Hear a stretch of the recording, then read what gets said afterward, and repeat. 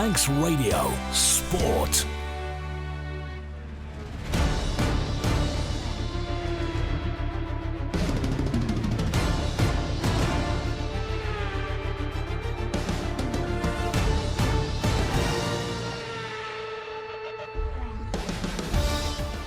Past 5 here on your nation station, Manx Radio AM, and this is Classifieds. Thank you for joining us.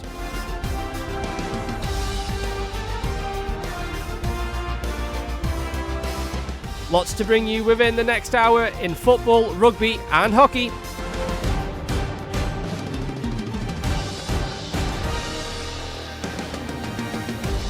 Tony Mepham is going to join us. He is going to talk all things football, and we're going to catch up with Dave Christian to talk all things rugby.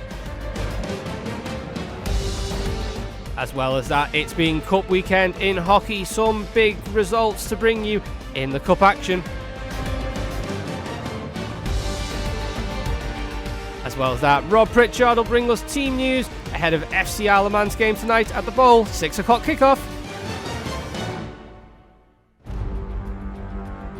But first, as always, we'll bring you the classified results.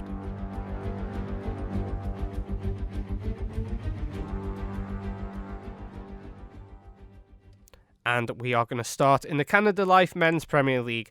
Corinthians 1, St Mary's 0, Union Mills 2, St John's United 4, Braddon 3, Onchan 4, Foxdale 2, Laxey 9, Peel 7, Douglas High School and Old Boys 1, Rushing United 2, Ramsey 0, Arden and Druggan Division 2, Ramsey Youth Centre and Old Boys 1, Morown 1, Douglas and District 1, Douglas Royal 1, Colby 3, Pull Road United 0, Canada Life Combination 1, St Mary's 0, Corinthians 6, St John's United 1, Union Mills 3, Onchan 6, Braddon 0, Laxey against Foxdale, match postponed. Douglas High School and Old Boys 1, Peel 12, Ramsey 2, Rushing United 1. In Arden and Druggan Combination 2, we are looking for the results from St George's against Jims, Douglas Athletic against Maloo, Morown against Morown against Ramsey Youth Centre and Old Boys. Michael 2, Governors Athletic 4, Douglas Royal 5, Douglas and District 2. And then finally, Pulrose United 6, Colby 3. In Rugby, Regional 2 Northwest, Douglas 30, Northwich 21, Counties 3, ADM Langton Cheshire, Ramsey 24, Ormskirk 42, Vagabonds 27, Oral 33, Women's NC2 North South, Crewe and Natwich 10, Vagabonds Ladies 51. In hockey, in the Mixed Cup, Battersby 0, Castletown Celts 6, Falkires A 2, Harlequins A 1, Vikings A 0, Backers A 3, Vikings B 5, Castletown Southerners 2. In the mixed plate, Ramsey A 4, Valkyries C 4, Ramsey A winning on penalty flicks. Vikings C against Backers C, a late result. In the mixed bowl first round, Backers Mixed Colts 0, Castletown Camags 2. Harlequins C1, Castletown Cosney 4. Valkyries D2, Castletown Cushags 1. Ramsey Ravens 0, Vikings D 3. In Mixed Division 3, Backers Mixed Bucks 8, Castletown Carrick 0. And then in the under 15s, which are all late pushbacks, we have got Backers against Castletown Sharks, Harlequins against Castletown Sabres, and Valkyries against Vikings. So that is your classified results. But first, we're going to kick off with athletics. It's been both a busy and important and impressive 2 weeks or so for the Isle of Man athletics community, both locally and further afield. Indeed, in the last 7 days, we have saw Manx competitors impress in the world stage in Chicago Marathon and the Manchester Half Marathon closer to home. So what is the key right now to some of the success stories we're seeing?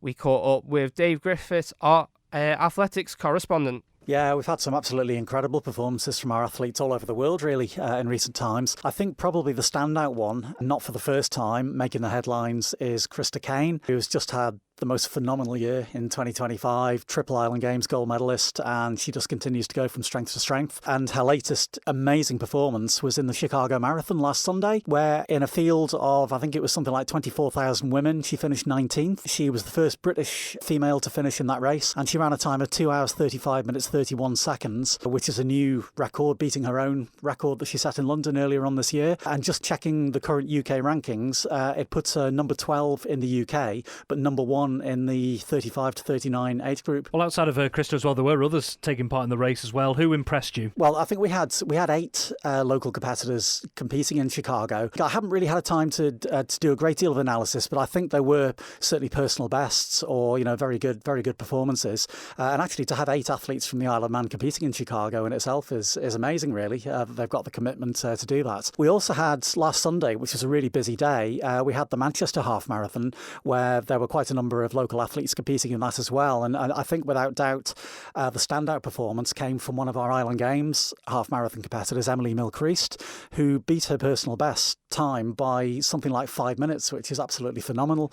And she, a little bit like Krista, in that she's relatively new to running. I mean, Emily's actually more recent. She only started competing seriously about a year ago, and probably only started training seriously in the last few months with a structured training plan. Now, she ran a time of 1 hour 22 minutes 26 seconds in Manchester, which, having done a bit of research in the last few days, I reckon puts her in the top 10 on the all-time list of Isle of Man times for female runners for half marathons. And I think she's got a lot more improvement to come yet. So that's another fantastic performance by, like I say, a relatively new figure on the local scene. And there were other standout performances. Another one was Corin Leeming, again, excelling over long distances as well. Inside the top 20 as well overall. Yeah, he was. He ran a time, I can't remember the exact time, but it was 65 minutes something, which is a personal best for Corin. And again, that puts him very high on the list of all time. I think possibly number 4 on the all-time Isle of Man list as well.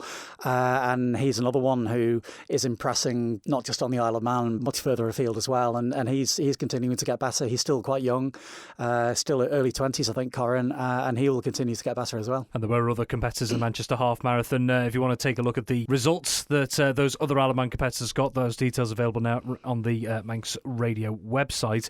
On a more general note, when you consider the Chicago Marathon, the Manchester Half, and all the other events that have been coming over particularly the last 1 or 2 years, why do you think, particularly at this time, we're seeing Isle of Man athletes excelling on the national, if you count UK in that bracket, and international stage at the moment? Well, I think it's because we've got so many inspirational athletes on the Isle of Man scene, and we always have had, really. But I think at the moment, we're going through another golden era, really, where, I mean, we've talked about Krista, and she's obviously the inspirational figure at the moment. And I think people just look at athletes like her and think, well, if she can come into running at the age of about 35 or 36 with no previous background, she's obviously got a talent that she didn't realise she had. And if she can get to the level that she's at in a period of 2 or 3 years, then why can't other people do it? And I think people genuinely find that inspirational. And we've had so many other people as well. I know, sort of going back 15 years or so, Keith Gerrard, I think, lifted the whole standard of Manx athletics simply by proving that somebody from a small island, can reach Great Britain standard and high international standards. We've had a lot of others since then, and I think it is inspirational characters like them that have a lot to do with it. Looking forward, I guess, what are the sort of things that we've got coming up in the next couple of weeks and months, maybe? Certainly coming up on this coming Sunday, we've got the opening round of the local cross-country league. It's the first of 4 rounds, and this one is at Portashee Meadow, just on the outskirts of Douglas, near Quarterbridge. Entries have closed for that. Next weekend, on the Sunday, we've actually got 2 events on the same day. We've got the first round of the Winter Walk League, which is at the NSC. And then on the same day, we've got the first round of the Western AC Trail Series, which is based in Peel. And then looking a little bit further ahead, we've got the really big one on the 23rd of November, which is the Sidquirk Half Marathon. Again, entries have closed. We reached the 500 limit within a matter of hours, as we did last year. And that's going to be a phenomenal event as well. Manx Radio Sport. 11 minutes past 5. Let's talk all things football, and we'll say a very good evening to Tony Mepham. Let's have a look at Canada Life Men's Premier League. And the first game, top of the sheet, Corinthians 1, St Mary's 0. Yeah, and didn't get much information coming through on this one, so it must have been a tight affair. St Mary's have played well of late, and when you look at that result they had recently, 4-0 against Ayr United, shows that they're in good form. But Corinthians have just sneaked it. I think it was Josh Rydins who got the goal, so thanks to Ed Walter who's just put it through to us. And nice and tight, but 3 points on the board, remains top of the table for Corinthians. But Laxey are breathing down the neck, and Onken as well. Absolutely. The game you were at, St John's United and Union Mills. Union Mills 2, St John's United 4. It sounded a right good game, this. It wasn't bad at all, because I just sat down ready to get into the game, and suddenly Union Mills are ahead 1-0. Tyler Hughes, didn't see the action, how it created, but I saw the finish, and well done to him. But then it wasn't long after when Liam Sale got the equaliser, 1-1 on 8 minutes. It was a good header, crossing, and he finished it off really well. But, Callum Taggart as well got his name on the score sheet. His was a header, a good cross in. I think it was, it was Andy who got it this time, Chadwick, and put it over. And Callum just headed it down to the ground and crossed over, and 2-1, and sort of things were going going quite well. Rhys Oates got one as well, and it just sort of finished off a real good first half performance when Lewis Taylor got the fourth one. And it was one of them that's, the ball sort of came over, and it sort of headed against the bar, came down, and Lewis was there in a good spot to sort of force it over the line more than anything. But 4-1 it was at half time, and into the second half, and there's no way that St John's could keep up the pace in that second period, because as much as Will Brown's done to make them close the opposition down, and the fitness levels, it was so intense in that first 45 that second half couldn't sort of match, and it didn't really, to be fair. And Union Mills grew into the game, and it was 58 minutes when Dominic McCarry-Brennan made it 4-2, and it was a clever finish, I thought, for Dom, because he was caught in on that left-hand side, pulled it back, and curled it past round the keeper, James Rice, and that was it, 4-2. James Rice pulled off a really good save later on towards the end, where it could have been 4-3, but frustrations for Union Mills, but I think all the damage was definitely done in that first half. Congratulations to St John's. Good performance, good team. And with people like Paul Whitehead coming into the squad as well, makes them so much stronger, and I expect St John's to push up the league. Absolutely. And the game that Rob was at, and this was some thriller to the end of this game. Braddon 3, Onken 4.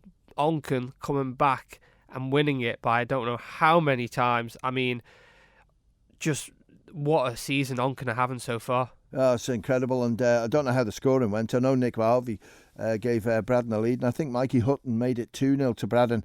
But then, however it went, but it doesn't matter, because Onken held their nerve. The man of the match, no doubt about it, Tom Creer, he got a hat-trick for Onken.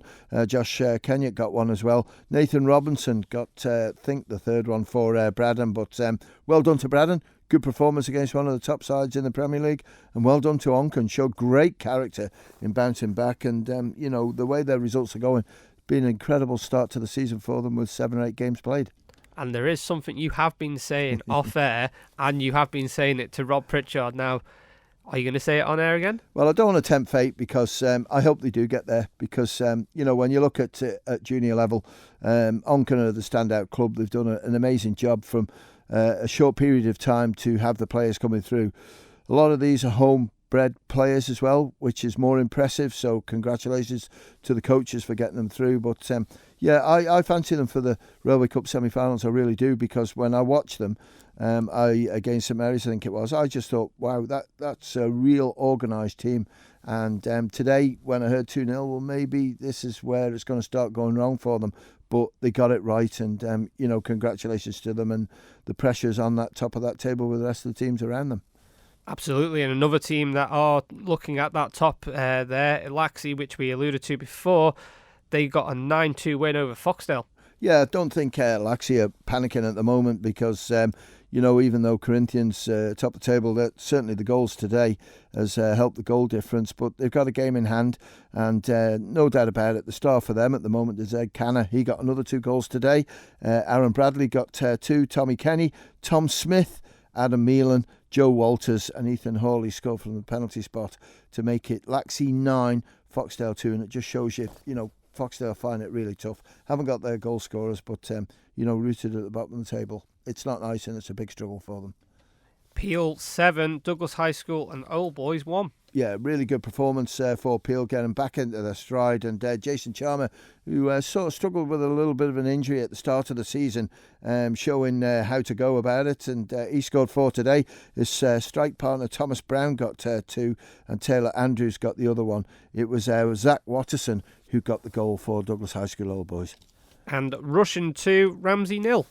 We always knew this was going to be a close game, and you just had to just be patient on it. And 7 minutes from the end, it was Ashley Bake who scored. I'll guess it might have been a header because he is a centre-back, unless he wandered up and smacked one in. You never know. But Aaron Hawley made it 2 with a couple of minutes to go. So 2-0 to Russian, and a good referee's performance. And well done, Calum. I remember Calum starting this referee's journey 2 or 3 years ago now, and he's loved it. He had a bit of an injury problem last year and had to sit out most of the season, but today his first Premiership game and did it in real style. I think the referees sort of organisation, appointments wise, is going absolutely spot on the way they're doing it, because normally people like Callum Rabian will come to Adam Hudson as well, because I thought he refereed outstandingly well today, Union Mills against St John's, because it's quite difficult, sorry Ryan, but he's quite a vocal manager,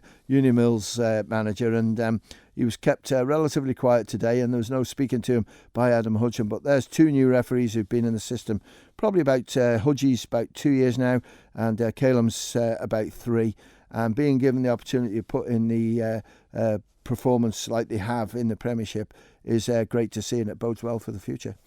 Absolutely. Arden and Drugan Division 2, first one here, Ramsey Youth Centre and Old Boys 1, Moran 1. Yeah, and there's a little bit of a story to this one as well, because Ramsey Youth Centre and Moran had a player sent off, and let me just see if I can find a bit of a match report. And thanks to Paul Turner once again for going to the trouble of this one. And Ramsey Youth Centre against Moran, both teams pushed in the first half, but neither could find the back of the net, with both going in at half time at 0-0 into the second half. And on 47 minutes, Moran got awarded a penalty. Up steps Carl Hartman, who calmly converted it into the bottom right corner.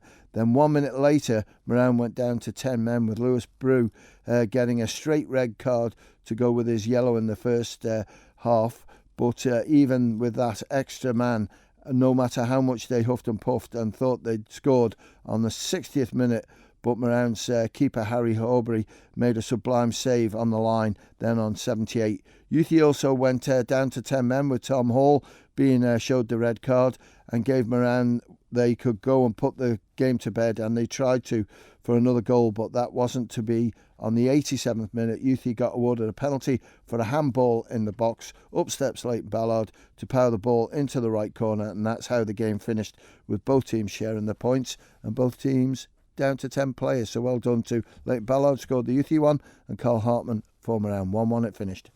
And another 1-1 draw in this division, and that was between Douglas and District and Douglas and Royal. Yeah, and this I think is a great result here for D&D, because D&D have had a tough time, and we got a little report on this one as well. But 0-0 it was at half time, and it was heartbreakers. D&D will take the lead on the 94th minute with Radcliffe's first of the season, only for Royals to go up straight the other end of the pitch and scored. Great equaliser, 1 point better than none, but so close to a win and a clean sheet. So congratulations to D&D. They really have found it difficult. Don't know who scored the goal for Douglas Royal, but points are shared in that game.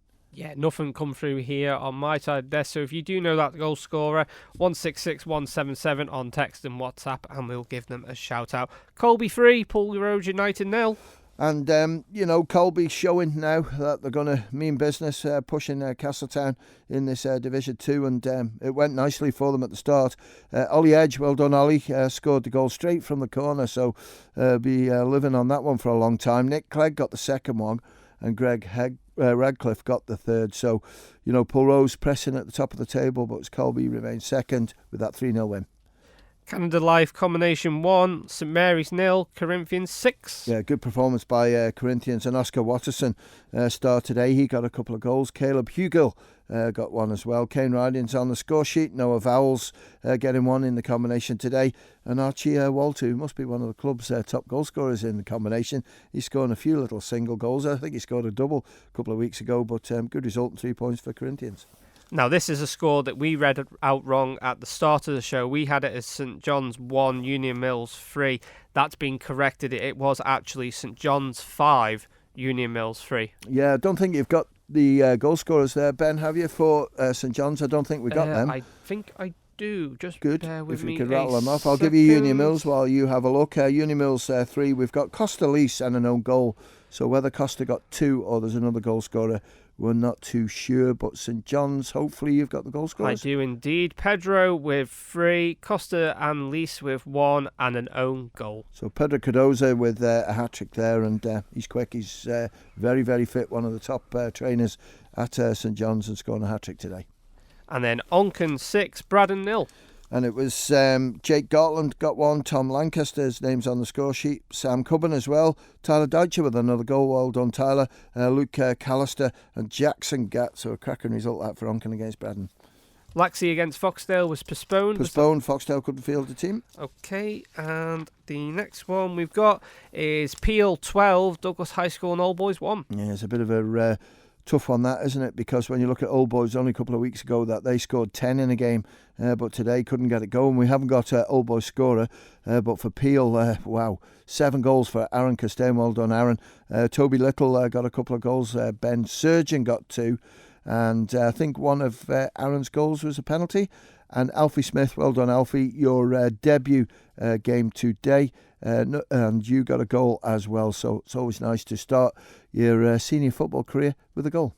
Absolutely, and what a close game this sounds. Ramsey 2, Russian United 1. Yeah, and the two teams at the top of combination 1, and again, it was going to be a close game. I thought Russia might just pinch it, but Ramsey made it hard for themselves because they actually scored Russian's goal, but it was Austin Hart who got one of the goals. Not too sure who got the other for Ramsey, and he scored on the 90th minute, so I would say that's probably the winner. And I think Peter Lewis refereed it. I've got a note here, and he was excellent. When you look at Peter, he is 81 years of age, so there's time for you yet, Ben.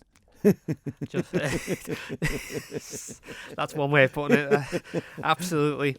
Let's have a look at Arden and Druggen Combination 2. The first game, we were looking for the results. St George's against Jims. Have you got that? No, afraid not. Okay. Douglas Athletic against Malou. Have you got that one? I haven't got that one either, sorry. Marown against Ramsey Youth Centre and Old Boys? Got that one. It was Marown 0, Ramsey Youth Centre 10, and I think the problem was Keith Lithgow was having so much time typing all them scorers out to us, because it was even Johnston with 2 of them. Jamie Brew got 2 as well. Aaron Broad got a couple of goals. But then I think it's Keith's son, Will Lithgow. He got 1. Carl Walford, got 1. And Dylan Parrish. And there was an own goal as well. So, yeah, Ramsey Centre and Old Boys keeping pressure on Pulley at the top of the table. But Pulrose did win. So it's Pulrose who still remain top of that combination 2.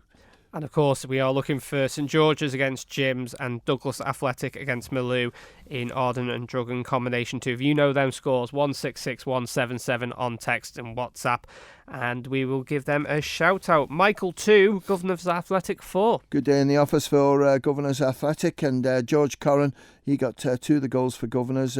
William Mathers got 1, and James Sharp got the other one. So good result and good 3 points.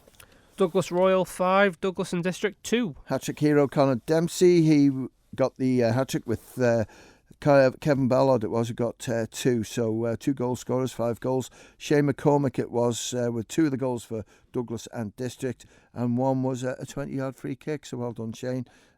Cracking goal in there, and Douglas and District pushed Douglas Royal really hard. And then the final fixture, Pulrose United 6, Colby 3. Haven't got Pulrose as goal scorers, but for Colby, it was James Fitzgerald with 1, Kieran Smith got his name on the score sheet, and Ryan Archibald got the other. So that concludes our fixtures on Ireland. Of course, looking ahead to this evening, of course, FC Isle of Man hosting FC St Helens. How do you see that one going? Of course, they got that win midweek. At the weekend, last weekend, sorry, yeah, and no game midweek, which probably helped Rick Holden, to be fair. But I think the problem was certainly is scoring goals, and Charlie Higgins is the one that seems to be getting most of them. So we'll see how it goes tonight. It's going to be a little bit harder because when you look at FC St Helens, where they are on the league table, they are a good side, as were, last week when they played the bottom side. Okay, they got the result that they needed, but I think Rick Holden's now starting to get the team to play like he wants them to play, and his squad will wait and hear from Rob in a minute to see what the team news is, but 1 or 2 players being brought back in, which hopefully will do the business. Well, Rob just hasn't got team news just yet, so just for now, Tony, thank you very much. Manx Radio Sport. 28 minutes past 5, and I'm going to have to cue some music to bring in our rugby correspondent. Where are you? There you are. Dave Christian.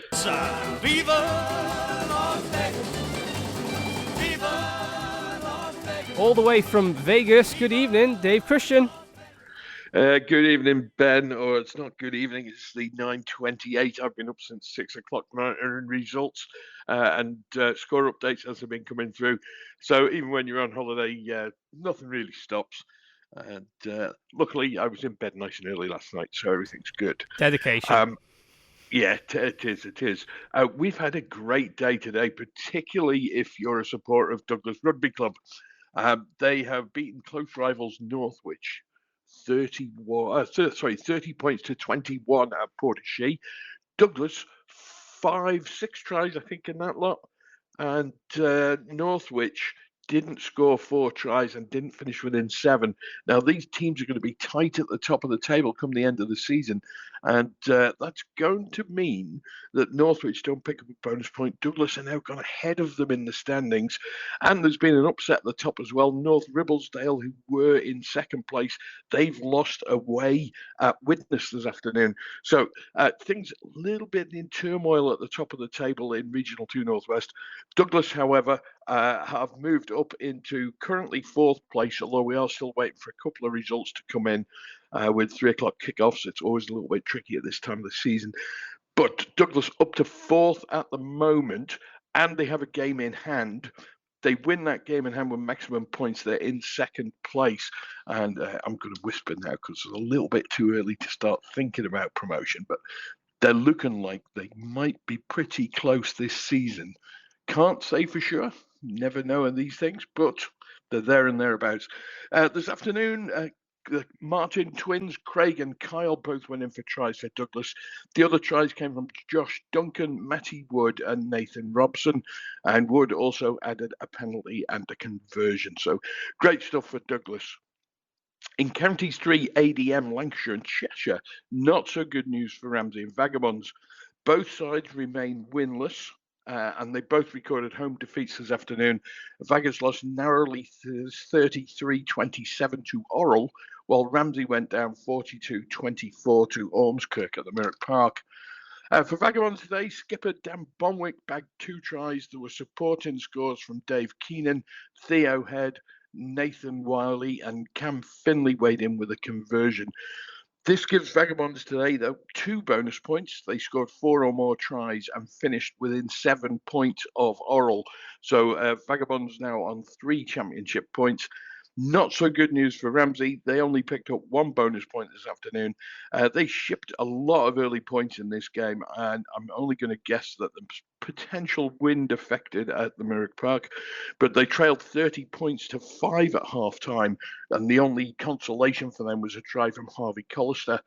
Things got better after the break, and tries came in for Ramsey from Kyle Schneer, Braden Roach, and there was a Tom Moffat conversion as well. However, Ormskirk added another 2, And with what they'd racked up in the first half, it was just too big an obstacle for Ramsey to overcome. They did pick up a very late try through Adam Dempsey. That was converted by Tom Moffat, and that clinched them the try bonus point. So encouraging performances from Ramsey and Vagabonds, but they're still labouring a little bit at the bottom of Counties 3, ADM, Lancashire and Cheshire. Vagabonds ladies, however, they were on the road at Crewe. It was game number 2 for Vaggers ladies. Remember, they shipped a big loss to Sale 1861 second team in their opening game of the season. Vaggers felt, I'm not going to say hard done to, that's perhaps makes it sound like there's a chip on the shoulder there. There is no such chip, but they felt it wasn't quite right. Sale turned up with 13 players, and under the RFU game regulations, they played 10 aside. Sale were much better suited to the 10 aside game and racked up quite a big score. However, since then, results have shown that Sale are the team to beat this season, and it doesn't matter whether they're playing with 10 or 15. So that's why I don't think there's any sort of problem there at Vagabond. But today, there was no problems for them at all. 51-10 away at Crewe. And their flyer, Freya Crowe, she got 2 in that game against Sale. There was a brace today for Meg Kerwin and also tries from Leona McGovern, Becky Dunn and Rosina McNair. 3 conversions from skipper Samuel McDonald. They'll be flying or boating home later on tonight and will be very happy, I would think, with that result. And in the final match of the day, it wasn't one that was advertised, mainly because Southern Nomads didn't tell me they were playing. They were away in a friendly at the team called the Lim Reapers. That's a little bit of a play on words, I suspect, but Lim up there in national leagues for the first team. I think the Reapers are maybe their thirds. But it was a friendly fixture. Nomads won 50 points to 31. There was a hat-trick for George Collister. Tony Quinn ran in 2, and there were also tries from Ewan Chapman, Tom Collister, and Mark Young. Young also added 3 conversions, and Zach Hand kicked 2 himself. And that concludes the rugby for this week. We've got a full programme next week, and everything will be back to normal. Brilliant. Dave Christian, we'll let you get back to your holiday. Thank you very much. We'll speak to you next week. Manx Radio Sport. 26 minutes to 6 here on Classifieds. Let's head on down to the bowl and get team news, which is in with Rob Pritchard. A very good evening, Rob Pritchard. Very good evening, Ben, and to our listeners on Manx Radio AM 1368. Welcome back to the Bowl Stadium in Douglas ahead of this latest NWCFL Premier Division encounter for the Ravens. And this week, FC St Helens are the visitors. We can indeed bring you team news now. We'll start with FC Isle of Man. They make 2 changes from that important 3-1 win away at Little and Remica 7 days ago. Dropping out this week are Dean Pinnington and Lucas Watterson, and coming in this time are Joe Middleton and Michael Williams. Middleton comes straight into the starting 11, while Williams starts from the bench. And then for FC St Helens, the changes, they have 4 changes in fact, but they have 2 fewer members of the squad, which we'll come to in a moment. The big changes for FC St Helens, it comes in goal. Jake Hilton drops out and Joe Mason will be playing between the sticks tonight. The other main changes, Toby Humphreys comes into the squad but starts from the bench. Others dropping out are Nathan Carnell, Jack Ball and James Flight. So the FC Isle of Man starting 11 is as follows. In goal is Mark Blair, and then it's Callum Sherry, Sam Baines, Sam Gelling, Captain Alex Maitland, Carl Clark, Steve Whitley, Jean Marquez, Joe Middleton, Luke Booth and Charlie Higgins. Substitutes for FC Isle of Man are Michael Williams, Ben Wasser, Danny Gerrard, Josh Kane and Adam Killier. And for the visitors, FC St Helens, in goal is Joe Mason, and then it's Oganero Oronomare, then it's Jamie Whittaker, Michael Ibeto, Christopher Hill, Liam Cuthbert, Ryan Sinnott, the captain Thomas McNamara, Harry Scarborough, James Murphy and Mackenzie O'Neill. Just the 3 substitutes available for FC St Helens tonight, and they are Toby Humphreys, Joseph Barrett and Thomas Scarborough. Your referee this evening is Scott Dowell, and his assistants are Sam Palmer and Matty Shaw. Well, after what's been a rather well-documented, challenging season so far for the Ravens, they did get themselves something to cheer about last weekend against fellow strugglers Little and Remica. 2 goals from Charlie Higgins and a long-range strike from Jean Marquez, handing them 3 goals and indeed 3 points on Merseyside last weekend to give caretaker manager Rick Holden his first win in charge of the side. Now, going into this evening, they'll be looking to try and target something they haven't achieved this season, and that is back-to-back victories. But it's hard to tell against an FC St Helens side that are have looked strong and have looked positive since their promotion to this division season before last. They've had a bit of an up and down season so far in terms of results. They're going steadily in terms of league standings in ninth and winning half of the 14 games that they have played so far. However, they are winless in their last 3 so far in all competitions, so no doubt Mike Smith will be wanting to see his team get back to winning ways here at the Bowl against an FC Isle of Man team whose 42 goals conceded so far remains the unwanted record of the leakiest defence in the league to date. So for FC Isle of Man, looking to try and target more positivity and hopefully from their perspective at least, maximum points in front of a home crowd. Meanwhile, FC St Helens, whose away form has actually been better than their home form in all competitions so far this season, looking to continue that good trend on the road and try and upset the odds here. And just one final stat to bring you as well of between these two sides. The first two meetings between these two teams last season were filled with goals. In fact, there were 14 goals between the two sides in the 2 games they played last season. If that's a sign of things to come, well, we could be in for a treat this evening. We'll just have to wait and see. FC Isle of Man versus FC St Helens kick off at 6 p.m. here at the Bowl, and we at Manx Radio have got you covered. Full live match commentary from myself and Darren Timpson on Manx Radio AM 1368 from just before 6 o'clock. Rob, thank you very much. How is the atmosphere building up down there? I mean, we can hear the music playing in the background, but how is that atmosphere?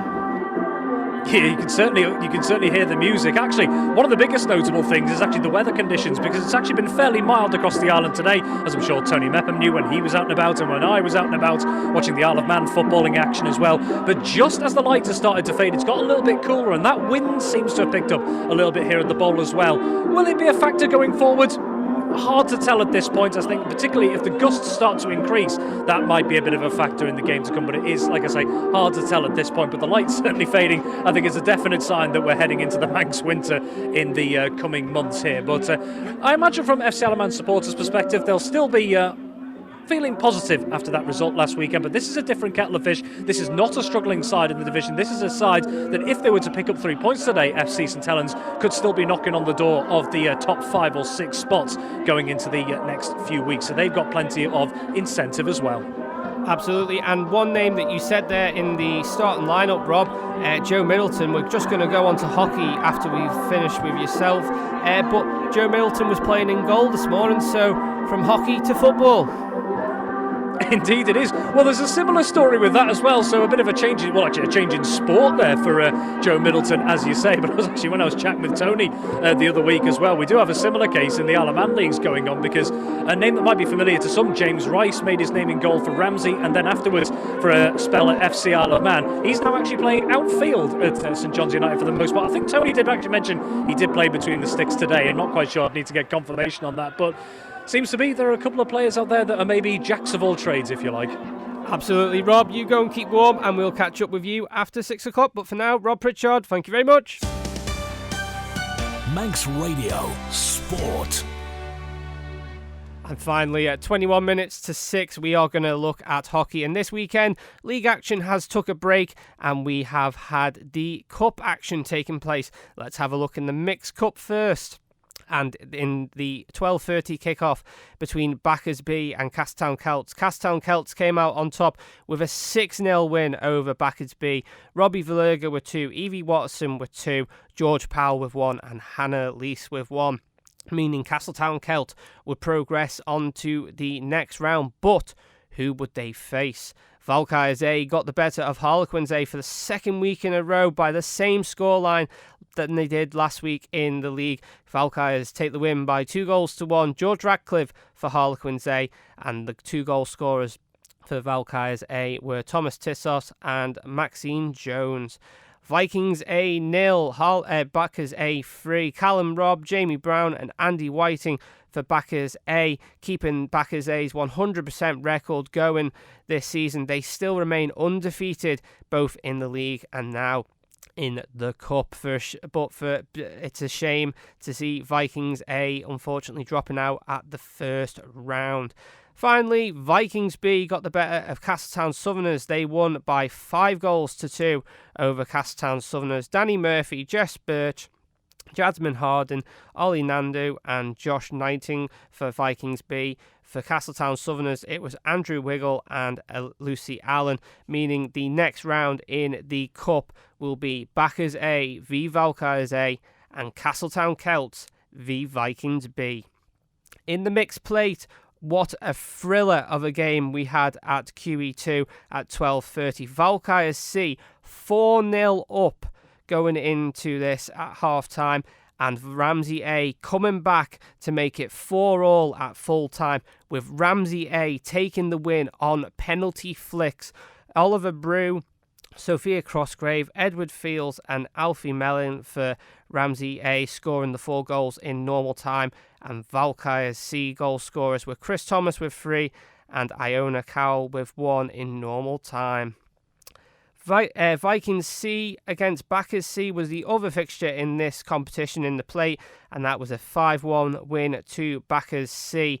No goal scorer in at the moment for Vikings C, but for Backers C, Will Wiseman, Craig Leese and Alex Stewart with a hat-trick all on the scoreline, meaning the next round in the mixed plate is going to be Ramsey A v Backers C and Valkyries B against Harlequins B, both Valkyries B and Harlequins B getting buys into this round.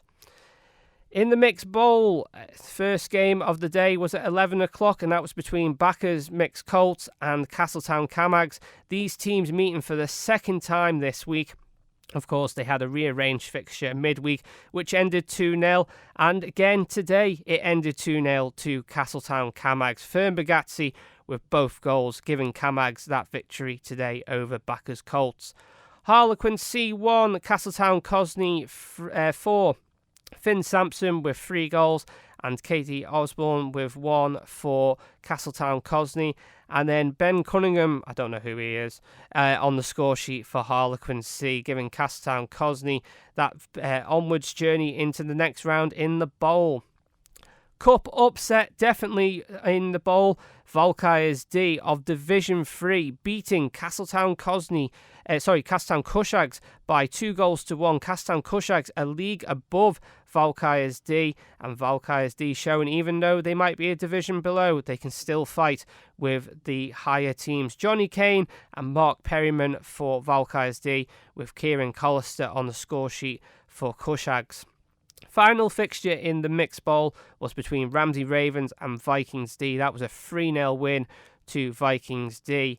Danny Kane with 2 and Chris Hayes with 1, giving Vikings D that victory, meaning our next round in the mixed bowl is going to be Vikings D against Valkyries D, and we have a Castletown derby between Castletown Camags and Castletown Cosney.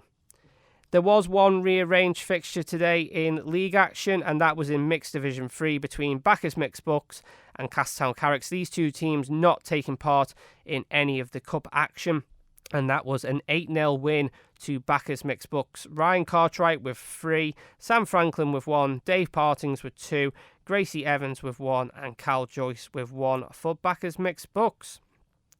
Elsewhere in the mixed under-15s, these were all late pushbacks. Backers against Castletown Sharks was an 18-1 win for Backers. Carter Whitehead with 6, Gene Vierce with 5, Zach Moore with 2, Eben Moore with 1, and Ben White with 1. We are missing the Castletown Sharks goal scorer. If you have that for us, 166177 on text and WhatsApp. Elsewhere, Harlequins 2, Castletown Savers 2, Sam Neto and Callum Leese with 1 each for Harlequins, and then for Castletown Savers it was Barnaby Vivian and Christopher Crompton Harvey. And the final fixture in the under-15s league was Valkyries against Vikings, and that was an 8-1 win to Valkyries. We don't have the Vikings goal scorer. Ryan Thomas with 3, Harry Lewis with 2, Bonnie Eelson with 1, Ria Marr with 1, and Oliver Ryder-Clegg with 1. Manx Radio Sport.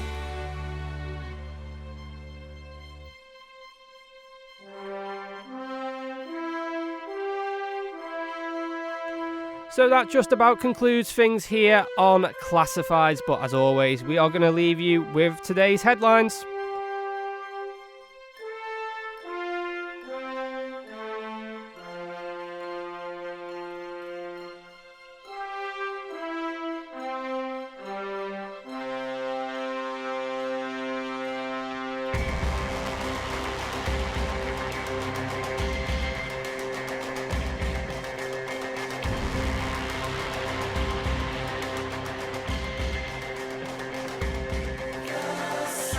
In Canada Life Men's Premier League, wins for Corinthians, St John's, Laxey, Peel, Rushen and Onken getting a 4-3 win over Braddon.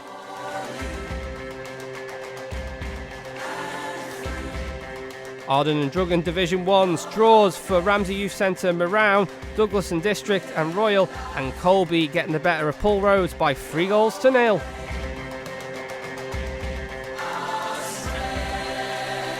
Canada Life Combination 1 wins for Corinthians, St John's, Onken,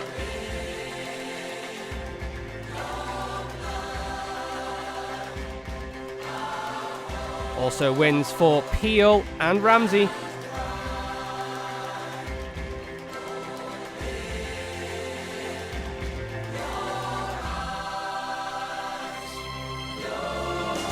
Arden and Drugan Combination 2 wins for Ramsey Youth Centre and Old Boys, Governors Athletic and Douglas and Royal, with Pulrose United getting 6 past Colby.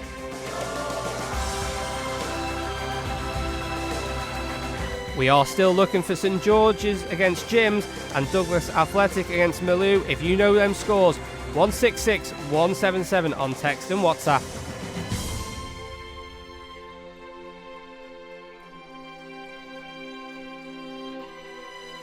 In rugby, Regional 2 Northwest, Douglas get the better of Northwich. They win by 30 points to 21.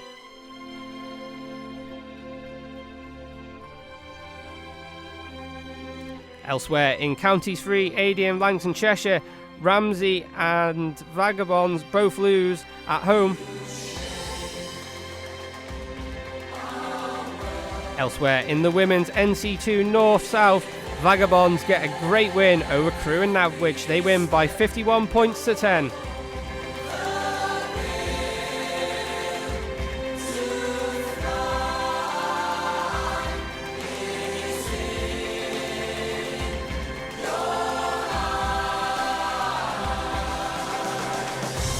In the Mixed Cup in hockey, Castletown Celts, Valkyries A, Backers A and Vikings B all progress to the next round.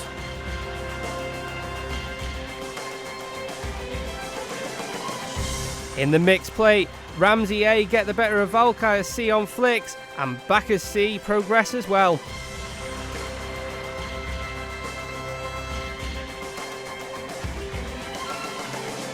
Mixed bowl, Castletown Camags, Castletown Cosney, Valkyries D and Vikings D progress to the next round.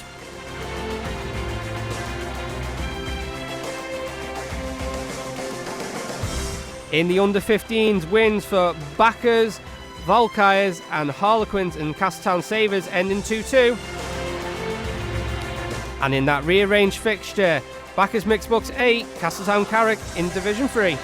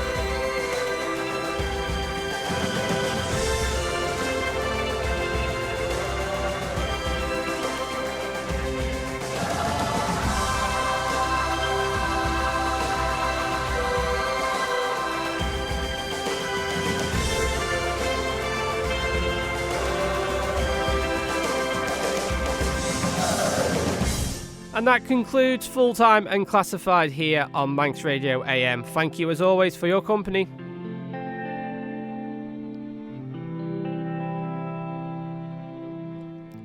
big thank you as well from Tony Mepham and Dave Christian, as always, for their company and their analysis. They'll return next week with Rob Pritchard in the chair here for full time next week. But before that, we are going to head down to the bowl for FC Alaman against FC St Helens. Can FC Alaman get their second win under caretaker manager Rick Holden? Come on, you Ravens.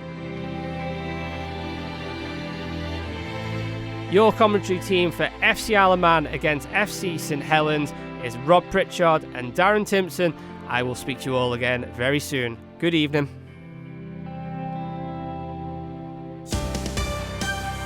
Manx Radio Sport.